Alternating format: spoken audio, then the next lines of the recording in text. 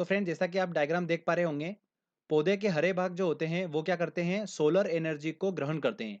जो सूर्य का प्रकाश होता है उसको ग्रहण करते हैं और वायुमंडल से कार्बन डाइऑक्साइड और भूमिगत जल का यूज कर कर कार्बोहाइड्रेट का निर्माण करते हैं, मतलब भोजन का निर्माण करते हैं। ओके।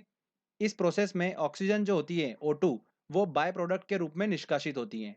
तो आप सभी को पता ही होगा कि पौधे जो होते हैं वो कार्बन डाइऑक्साइड को लेते हैं और ऑक्सीजन को रिलीज करते हैं। तो वो फोटोसिंथेसिस की प्रोसेस के थ्रू ही होता है।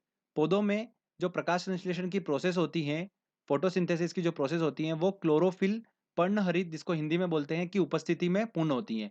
तो क्लोरोफिल क्या होता है? क्लोरोफिल जो होता है एक प्रकार का कंपाउंड होता है, यौगिक होता है, जो कि क्या होता है, पौधों की हरी पत्तियों में पाया जाता है और इसका रंग जो होता है वो कैसा होता है? हरा रंग होता है। दोस्तों क्लोरोफिल के हम अगर फॉर्मूले की बात करते हैं तो आप फॉर्मूला ध्यान रखिएगा, C55H72O5N4 Mg। Mg मतलब मैग्नीशियम। तो हमको ध्यान देने वाली बात यह है कि जो क्लोरोफिल का फॉर्मूला होता है उसमें एक परमाणु जो होता है वो होता है मैग्नीशियम का। एग्जाम में यहाँ से भी क्वेश्चंस पूछ लिया जाता है, तो आप इसको ध्यान रखिएगा। अब देखिए फ्रेंड, जैसा कि हमारा मनुष्य का शरीर होता है वो कोशिकाओं से मिलकर बना होता है, आप सभी को बताया मैंने। वैसे ही पेड़ पौधों का जो शरीर होता है वो भी कोशिकाओं से मिलकर बना होता है। ओके। और पौधों की जिन कोशिकाओं में क्लोरोफिल पाया जाता है, ये पर्णहरित उपस्थित होता है, वही प्रकाश संश्लेषण प्रक्रिया में भाग लेती है। तो आपको ये क्लियर हुआ। आगे देखिए, क्लोरोफिल जो होता है वो सूर्य के प्रकाश में उपस्थित लाल रंग को सबसे ज्यादा अवशोषित करता है। सूर्य के प्रकाश में अलग-अलग रंग होते हैं, उसमें लाल रंग को जो है वो क्लोरोफिल सबसे ज़्यादा अवशोषित करता है। तो आईएएस एग्ज़ाम में क्वेश्चन पूछा गया था ये, तो आपको इसको ध्यान रखना है, काफ़ी इम्पोर्टेंट है। अगर हम बात करें अवशोषण क्षमता की, तो लाल रंग सबसे अधिक अवशोषित होता है, उसके बाद में नीला रंग, देन फिर बैंगनी रंग। जो फोटोसिंथेसिस की प्रोसेस होती है, ये ऑक्सीडेशन रिडक्शन प्रोसेस होती हैं। उपचयन अपचयन प्रोसेस कहलाती हैं। जल जो होता है उसका ऑक्सीडेशन होता है, उपचयन होता है ऑक्सीजन में, और जो कार्बन डाइऑक्साइड होती है CO2, उसका रिडक्शन होता है शर्करा में, C6H12O6 में। तो दोस्तों जो फोटोसिंथेसिस प्रोसेस होती है, प्रकाश संश्लेषण प्रोसेस होती है, इसके अंदर प्रकाश ऊर्जा जो है वो काय में कन्वर्ट हो रही है, रासायनिक ऊर्जा में कन्वर्ट हो रही है। तो यहाँ से भी क्वेश्चंस बनाए। ये मैंने आपको बताया कि पौधे जो होते हैं वो भोजन का निर्माण कैसे करते हैं, प्रकाश संश्लेषण प्रोसेस के थ्रू वो भोजन का निर्माण करते हैं, ये हमने अच्छे से समझ लिया है। चलिए दोस्तों, अब हम बात करते हैं प्लांट टिश्यू के बारे में, पादप ऊतक के बारे में। तो सबसे पहले हम डिस्कस करते हैं टिश्यू क्या होता है, ऊतक क्या होता है। तो जैसा कि मैंने पहले बताया था आपको, ग्रुप ऑफ सेल्स होता है, ग्रुप ऑफ कोशिका होती हैं, जिनका कार्य और उत्पत्ति समान होती है, वो क्या कहलाते हैं? टिश्यू कहलाते हैं, ऊतक कहलाते हैं। ओके। तो ऊतक के अध्ययन को क्या बोलते हैं, ये भी आप ध्यान रखिएगा, हिस्टोलॉजी बोलते हैं ऊतक के अध्ययन को। ये भी एग्जाम में पूछा जा सकता है। तो हम प्लांट टिश्यू की बात करते हैं, तो बेसिकली प्लांट टिश्यू जो होते हैं, पादप ऊतक जो होते हैं, वो दो प्रकार के होते हैं। पहला होता है मेरिस्मेटिक टिश्यू और सेकंड होता है परमानेंट टिश्यू। अगर हम मेरिस्मेटिक टिश्यू की बात करते हैं, तो ये टिश्यू जो होता है प्लांट के अंगों की वृद्धि के लिए रिस्पॉन्सिबल होता है। कौन सा वाला? मेरिस्मेटिक टिश्यू जो होता है वो प्लांट के अंगों की वृद्धि के लिए रिस्पॉन्सिबल होता है। ओके दोस्तों। अगर हम परमानेंट टिश्यू की बात करते हैं, तो देखिए परमानेंट टिश्यू दो टाइप के होते हैं, एक होता है सिंपल टिश्यू और कॉम्प्लेक्स टिश्यू। एग्जाम में क्या पूछने वाले हैं वो मैं आपको जस्ट अभी बताने वाला हूं कि कहां से क्वेश्चंस बनते हैं। सिंपल टिश्यू का काम क्या होगा? भोजन निर्माण करने का। कॉम्प्लेक्स टिश्यू का काम क्या होता है? जो भोजन निर्माण हो गया है उसको प्लांट के अलग अलग अंगों तक भेजने का काम होता है। तो सिंपल टिश्यू मैंने आपको बताया क्या काम होता है, इसका क्या फंक्शन होता है, भोजन का निर्माण करना और यांत्रिक सहायता प्रदान करना। और दोस्तों कॉम्प्लेक्स टिश्यू में क्या होता है, इसका काम क्या होता है, जल और खाद्य पदार्थों का पौधे के अन्य अंगों में संवहन करने का काम होता है कॉम्प्लेक्स टिश्यू का, जैसा कि मैंने आपको बताया। अब जो कॉम्प्लेक्स टिश्यू होते हैं वो दो टाइप के होते हैं। एक का काम होता है जल का संवहन करना और एक का काम होता है खाद्य पदार्थों का संवहन करना। और यहाँ से क्वेश्चंस निकल कर आता है एग्जाम में, और दोनों काफी कंफ्यूज करते हैं, तो मैं आपको ट्रिक के माध्यम से याद कराऊंगा। तो कॉम्प्लेक्स टिश्यू जो है वो दो टाइप के होते हैं, मैं बताता हूँ आपको। सबसे पहले जाइलम और एक होता है फ्लोएम। तो दोनों को हम चलिए अच्छे से डिस्कस करते हैं। जाइलम की बात करते हैं तो यह ऊतक पौधों के जड़, तना और पत्तियों में पाया जाता है। और इसके कार्य की बात करते हैं, इसका काम क्या होता है, या तो इसका काम होगा देखो कि जल का संवहन करेगा या तो पोषक पदार्थ का संवहन करेगा। तो कौन सा करेगा, यही हमको कंफ्यूजन होता है। तो मैं आपको ट्रिक बता रहा हूँ, ध्यान से देखिएगा। जाइलम आपके सामने लिखा हुआ है। अब देखिए इसी वर्ड में छुपा हुआ है जल। कैसे? देखिए जा जो है वो ज बना और ल से हमको ल मिल गया, मतलब जल। जल वर्ड जो है वो जाइलम में छुपा हुआ है। अगर आप फ्लोएम देखेंगे तो फ्लोएम में आपको जल वर्ड नहीं मिलेगा कहीं भी। तो आप इस तरीके से इजीली याद रख सकते हैं कि जाइलम में जल वर्ड छुपा हुआ है, तो मतलब जल का संवहन करने का काम कौन करता है? जाइलम ऊतक करता है। ठीक है। तो यही हमारी ट्रिक है और बहुत ही आसानी से आप याद रख सकते हैं, आपको बिल्कुल भी कंफ्यूजन नहीं होगा।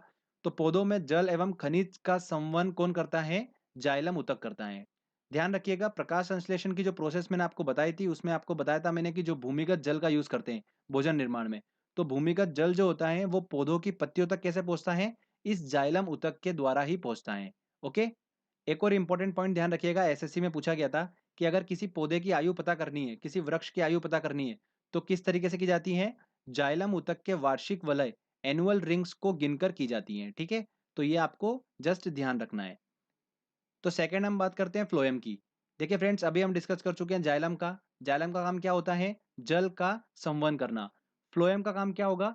पोषक पदार्थ का संवहन करना। सिंपल सी बात है। आपका जो कंफ्यूजन था वो ट्रिक के माध्यम से दूर हो ही चुका है। तो फ्लोएम जो होता है ये पौधों के जड़, तना, पत्तियों में पाया जाता है और पत्तियों ने जो भोजन बनाया है उसे पौधों के अन्य भागों तक पहुंचाने का काम किसका होता है? फ्लोएम ऊतक का होता है। आई होप दोस्तों आपको ये क्लियर हो गया होगा। तो फ्लोएम जो है वो पोषक वाहक का काम करता है और पौधों को यांत्रिक सहायता प्रदान करने का काम करता है फ्लोएम। तो जाइलम और फ्लोएम से क्वेश्चंस बहुत बने हैं, आप इसको ध्यान रखिएगा, यहीं से क्वेश्चंस निकल कर आता है। ठीक है, चलिए अगला टॉपिक आता है हमारा प्लांट हार्मोन। तो इसको भी डिस्कस कर लेते हैं अच्छे से। पादप हार्मोन जो होते हैं ये पौधों के विभिन्न अंगों में पहुंच जाते हैं और उनकी वृद्धि को नियंत्रित करते हैं। तो बेसिकली प्लांट हार्मोन का काम क्या होता है? पौधों की वृद्धि को नियंत्रण करना। तो देखिए, जैसा कि आपको डायग्राम में दिख रहा होगा, पौधों में अलग अलग टाइप के हार्मोन्स होते हैं। तो सभी को हम डिस्कस कर लेते हैं, एग्जाम में कोई सा भी पूछा जा सकता है। तो सबसे पहले हम बात करते हैं ऑक्सिन की। ये तने की वृद्धि में सहायता करता है और जड़ वृद्धि को क्या करता है? नियंत्रित करता है। मतलब तने में जिस और अधिक मात्रा में ऑक्सिन होगा उस और वृद्धि जो होगी वो अधिक होगी, और जड़ में अगर ऑक्सिन अधिक होगा तो उसकी वृद्धि को क्या करता है? वो रोकता है। तो ऑक्सिन का देखिए यहाँ पर डबल नेचर चलता है, इसको आप ध्यान रखिएगा। सेकेंड हार्मोन की बात करते हैं हम, वो है जिब्रेलिन। तो यह भी तने की वृद्धि के लिए सहायता करता है और बोने पौधों को लंबा करने का काम किसका होता है? जिब्रेलिन हार्मोन का होता है। थर्ड आता है हमारा साइटोकाइनिन। तो यहाँ से देखिए क्वेश्चंस बहुत बने हैं साइटोकाइनिन से। तो साइटोकाइनिन की बात करते हैं तो कोशिका विभाजन के लिए रिस्पॉन्सिबल होता है कौन? साइटोकाइनिन। देखिए चौथे नंबर का आता है हमारा एथिलीन। एथिलीन का काम क्या होता है? ये एकमात्र ऐसा हार्मोन है जो गैसीय अवस्था में होता है और फलों को पकाने में सहायक होता है। तो केमिस्ट्री वाले वीडियो में हमने डिस्कस करा था एथिलीन, आप सभी को याद भी होगा। फलों को पकाने में यूज करते हैं इसको। लास्ट में आता है दोस्तों फ्लोरिजेंस। फ्लोरिजेंस जो हार्मोन होता है इसको फूल खिलाने वाला हार्मोन भी बोलते हैं, जो कि फूलों को खिलने में मदद करता है ये हार्मोन फ्लोरिजेंस। प्लांट हार्मोन की बात करते हैं तो आपको ध्यान रखना है ऑक्सिन, जिब्रेलिन, साइटोकाइनिन, एथिलीन और फ्लोरिजेंस। तो ये 5 बहुत इंपॉर्टेंट है। बस आपको इनके नाम भी अगर आप याद रख लेंगे तो भी आपका एग्जाम में काम हो जाएगा। तो चलिए अब हम बात करते हैं प्लांट डिसीज के बारे में, पादप रोग के बारे में। यहाँ से भी एग्जाम में काफ़ी क्वेश्चंस पूछते हैं। तो मैंने कुछ सिलेक्टेड डिसीज निकाली है जो बहुत इंपॉर्टेंट है आपके एग्जाम के हिसाब से, तो आप उसको ध्यान रखिएगा। देखिए सबसे पहले हम बात कर लेते हैं कि पादप रोग जो होता है उसका सबसे बड़ा कारण क्या होता है? उसका सबसे बड़ा कारण होता है फफूंद, कवक। जो फंगी होता है उसका सबसे बड़ा कारण होता है। पहले रोग की बात करते हैं हम, तो वो है टिक्का रोग। टिक्का रोग जो है वो किससे संबंधित है? ऐसा एग्जाम में पूछते हैं तो आपको ध्यान रखना है मूंगफली से संबंधित है। जो मूंगफली का पौधा होता है उसकी पत्तियों पर काले काले डॉट डॉट यहाँ पर निशान देखने को मिलते हैं टिक्का रोग में। सेकंड आता है हमारा खेरा रोग। खेरा रोग जो है ये किससे संबंधित है? धान से संबंधित है, राई से संबंधित है। तो धान का एक प्रमुख रोग है ये खेरा रोग, जो जस्ते की कमी के कारण होता है। जिंक की कमी के कारण कौन सा रोग होता है? धान में खेरा रोग हो जाता है। थर्ड नंबर पे दोस्तों आता है हमारा ब्लैक हार्ट रोग। ब्लैक हार्ट रोग जो है ये आलू में होता है। जब आलू का भंडारण करते हैं तो जब उसमें ऑक्सीजन की कमी हो जाती है तब आलू में कौन सा रोग हो जाता है? ब्लैक हार्ट रोग हो जाता है। ब्लैक ब्लैक निशान उसमें आने लगते हैं, जैसा कि आपको डायग्राम में दिख रहा होगा। फोर्थ नंबर का आता है हमारा मार्श रोग। मार्श रोग जो है ये मटर में होने वाला रोग है, जो कि मैग्नीज की कमी के कारण होता है। किसकी कमी के कारण होता है? मैग्नीज की। तो ध्यान रखिएगा, मार्श रोग जो है वो संबंधित है मटर में होने वाला रोग। अगले बात करते हैं हम व्हाइट बर्ड रोग की। ये भी बहुत इंपॉर्टेंट है, यहाँ से भी एग्जाम में क्वेश्चन देखा गया है।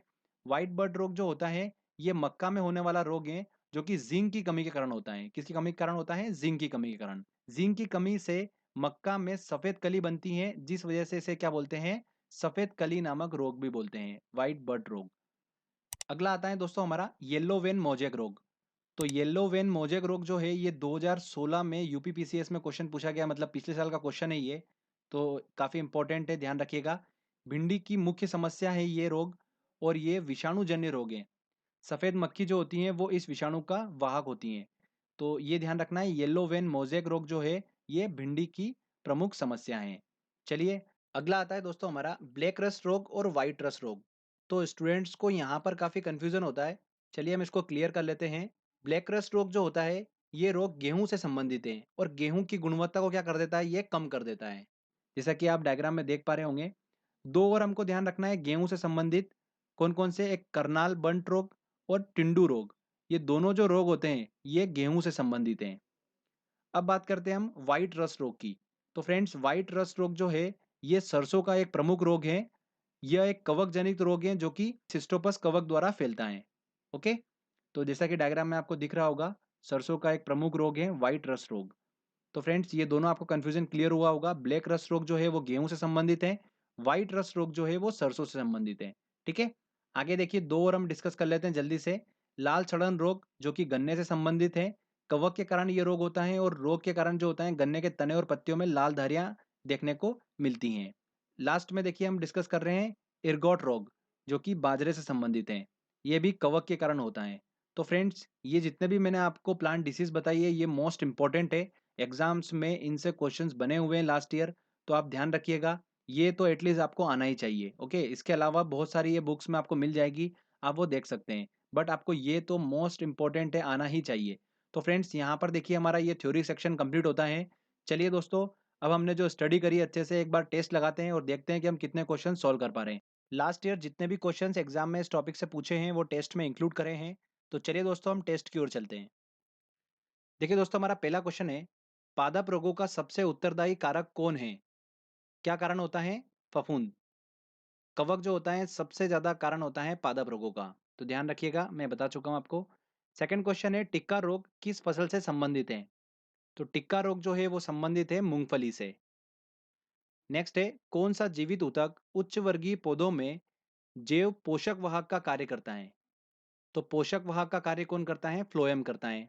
तो आंसर क्या होगा? बी आंसर होगा जाइलम। तो देखिए हमारी ट्रिक थी, जल जल इसमें छुपा हुआ वर्ड है, तो जल और खनिज का वाहक कौन होता है? जाइलम होता है। तो बस इस ट्रिक से हम आसानी से निकाल सकते हैं कि जाइलम होगा कि फ्लोएम होगा। ठीक है, चलिए अगला क्वेश्चन लेते हैं हम। एक वृक्ष की आयु का पता किसके द्वारा लगाया जाता है? तो वृक्ष की आयु का जो पता लगाया जाता है वो वार्षिक वलयों की गिनती करके पता लगाया जाता है। तो बी आंसर होगा। संवहनी पौधों में पानी ऊपर किससे जाता है? तो जड़ों से जो पानी ऊपर की तरफ जाता है वो जाता है दोस्तों जाइलम टिश्यू के थ्रू। तो जाइलम टिश्यू के थ्रू जाता है, डी आंसर इसका सही होगा। निम्नलिखित गैसों में कौन प्रकाश संश्लेषण प्रक्रिया के लिए आवश्यक है? तो फोटोसिंथेसिस प्रोसेस के लिए देखिए कार्बन डाइऑक्साइड जो है वो आवश्यक है, बी आंसर इसका सही होगा। ऑक्सीजन जो प्रकाश संश्लेषण से उत्पन्न होती हैं आती हैं। तो फ्रेंड्स मैंने आपको बताया था फोटोसिंथेसिस की जो प्रोसेस होती हैं वो ऑक्सीडेशन रिडक्शन प्रोसेस होती हैं। इसमें जल का क्या होता है? ऑक्सीडेशन हो जाता है ऑक्सीजन में, और कार्बन डाइऑक्साइड का क्या होता है? रिडक्शन होता है किसमें? ग्लूकोज में। तो फ्रेंड्स देखिए यहाँ पर क्या पूछ रहा है, वो ऑक्सीजन जो प्रकाश संश्लेषण से उत्पन्न होती है वो जल से आती है। तो आंसर क्या होगा? A answer. अगला देखिए, प्रकाश के निम्नलिखित रंगों में से किसका पौधों द्वारा तीव्र अवशोषण होता है? तो पौधों की देखिए पत्तियों में क्लोरोफिल होता है, और क्लोरोफिल जो होता है वो सबसे ज्यादा अवशोषण किसका करता है? प्रकाश के लाल रंग का सबसे ज्यादा अवशोषण करता है, उसके बाद नीले रंग का, फिर बैंगनी रंग का। तो देखिए ऑप्शन कौन सा होगा सही? बी आंसर बिल्कुल सही होगा। पौधों व पेड़ का खाना तैयार करने की प्रक्रिया कहलाती है, क्या कहलाती है? फोटोसिंथेसिस प्रोसेस कहलाती है, डी आंसर इसका। चलिए दोस्तों अगला क्वेश्चन लेते हैं हम। प्रकाश संश्लेषण में कौन सा प्रकाश सबसे अधिक प्रभावकारी है? तो कौन सा प्रकाश सबसे अधिक प्रभावकारी है? लाल रंग का। प्रकाश ऊर्जा का रासायनिक ऊर्जा में रूपांतरण निम्नवत होता है। तो फोटोसिंथेसिस प्रोसेस के थ्रू क्या होता है? प्रकाश ऊर्जा का रासायनिक ऊर्जा में रूपांतरण होता है। तो बी आंसर एब्सोल्युटली सही होगा। पौधों में फ्लोएम मुख्य उत्तरदायी होता है। तो फ्लोएम का काम क्या होता है? देखिए इसके अंदर कोई भी जल वर्ड नहीं छुपा हुआ है। ठीक है, मतलब जल का वाहक है ही नहीं है। तो ये किसका संवहन करता है? पोषक पदार्थ का संवहन करता है। तो देखिए आंसर क्या होगा? आहार वहन के लिए उत्तरदायी है, बिल्कुल ए आंसर इसका सही होगा। अमीनो अम्ल गलत, ऑक्सीजन गलत, जल वहन गलत। जल का वहन कौन करता है? जाइलम ऊतक करता है। ठीक है, तो यही एग्जाम में काफी क्वेश्चंस देखने को मिलते हैं। चलिए अगला क्वेश्चन हम लेते हैं। निम्नलिखित में से कौन पादप हार्मोन है? तो प्लांट हार्मोन कौन सा है? देखिए ये कितना इंपॉर्टेंट क्वेश्चन है, इतनी बार रिपीट हुआ एग्जाम में। Insulin, thyroxine, cytokinin. तो बिल्कुल साइटोकाइनिन जो है ये एक प्लांट हार्मोन है, ध्यान रखिएगा। ऑक्सिन, साइटोकाइनिन मैंने आपको बताया था, याद होगा। मक्का की पत्तियों के शीर्ष का सफेद होना सूचक है। किसका सूचक है? तो मक्का में व्हाइट बर्ड रोग हो जाता है जिंक की कमी के कारण। तो आंसर क्या होगा? डी आंसर होगा। नेक्स्ट क्वेश्चन है, करनाल बंट रोग संबंधित है, किसे संबंधित है? गेहूं फसल से संबंधित है। तो आंसर क्या होगा इसका? बी आंसर सही होगा। नेक्स्ट क्वेश्चन की तरफ चलते हैं। आलू में ब्लैक हार्ट का कारण कौन है? तो आलू के भंडारण में जब ऑक्सीजन की कमी हो जाती है तो ब्लैक हार्ट रोग देखा जाता है। तो आलू से संबंधित है और ऑक्सीजन की कमी के कारण होता है। सी आंसर सही होगा। नेक्स्ट है, येलो वेन मोजेक गंभीर बीमारी है, किससे संबंधित है ये? भिंडी की बीमारी है